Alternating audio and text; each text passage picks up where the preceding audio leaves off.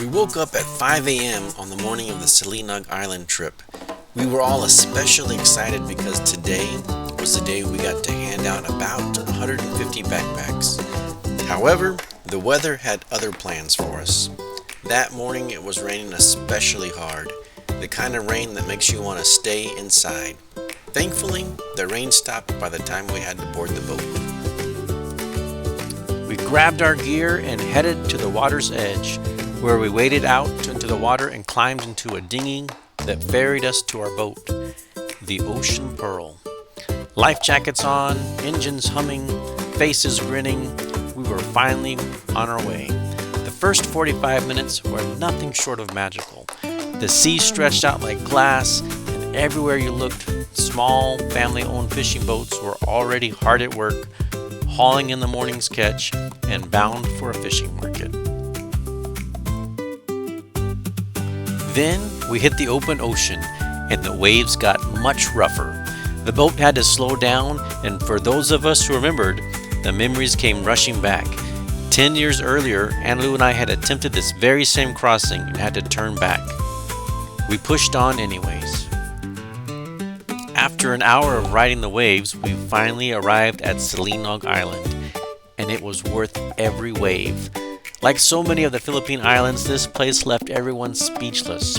It was breathtaking, the kind of beauty that you can only see in postcards.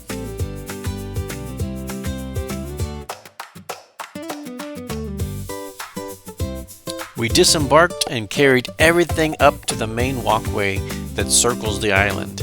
Waiting for us, already standing at attention, was the island's one and only police officer. One man, one motorcycle, one sidecar. Absolutely ready to help. He loaded up our supplies and drove them to the perfect distribution spot while we followed on foot. Then he hopped back in the motorcycle and drove around the entire island, spreading the word. Free backpacks for your children.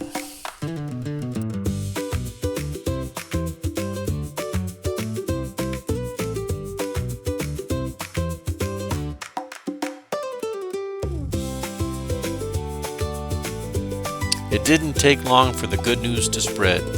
Families came from all over the island, drawn in by the news. We organized everyone into 3 groups: children, youth, and adults, and our volunteers ministered to each group, sharing the good news of the Bible. There was laughter, there was singing, there was dancing. The children learned several action songs and the choreography that goes with each song. This particular song is called One Way to Get to Heaven.